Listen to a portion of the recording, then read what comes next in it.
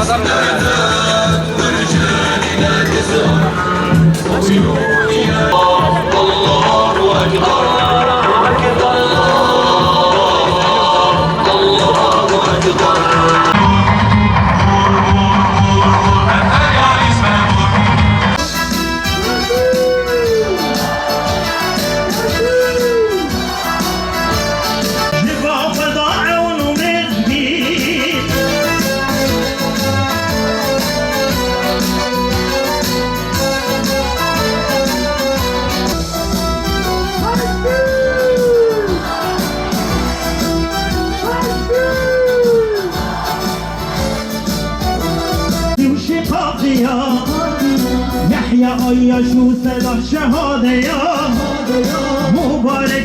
Atamıyoruz.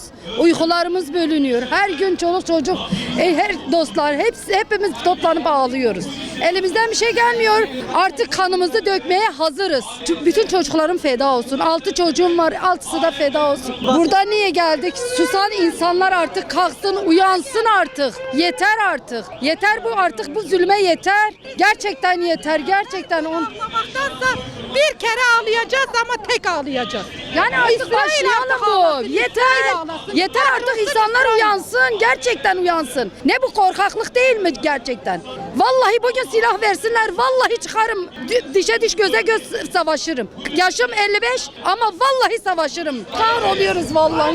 Gerçekten kahroluyoruz ama gerçekten şu an elime silah versinler. Vallahi giderim. Billahi de giderim. Hiçbir gözümü kırpmam. Çocuklarımı da feda ederim hepsini. Allah'a emanet olun. Aslında biz çok şey yapmak istiyoruz. Elimizden gelse de keşke oraya gidebilsek. Onlara yardımcı olabilsek. Dua etmekten başka bir çaremiz yok. Yani buraya gelmemiz bile, hani bir adım atmak istedik. Zulme sessiz kalan dilsiz şeytandır. Yani biz burada elimizden geleni haykırmak istiyoruz. Allah onların yar ve yardımcısı olsun. Zafer bizimdir. Elimizden gelse de oraya gidebilsek, savaşabilsek, onlara yardım edebilsek. Rabbim inşallah bize o gücü de nasip eder de oraya gideriz. Allahu Ekber. Her gün ağlıyoruz. Kahrolsun. Onları vuran İsrail'e kahrolsun, gebersinler. Hepsini de geberteceğiz inşallah Allah'ın izniyle. Buraya geldik ses vermek için. Onlara yardımcı olmak için geldik buraya. İnşallah Allah'ın izniyle elimizden geleni yapacağız. Bu perişan etsin inşallah. Allah da bu tüfekleri onların başına çevirsin inşallah. Onlardan beter olsunlar inşallah. Bu hükmü milletimize ne diye konuşacak? Buna insanlar, buna hayvan.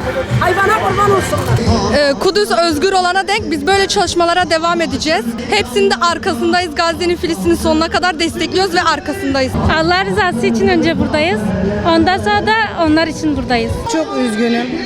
Allah'tan dualarınızı eksik etmiyoruz. Kurban olduğum Allah'ım, onların yardımcıları olsun. Her zaman duamız onlarla. Allah Kahhar ismiyle kahreylesin onları. Kahhar ismiyle kahreylesin, Kahhar ismiyle kahreylesin. Allah kendi başlarına uğratsın inşallah yaptıkları zulümleri. Yanımızda, malımızda, ev dünyademizde Filistin'in yanındayız. Kahrolsun İsrail. Gör dünya,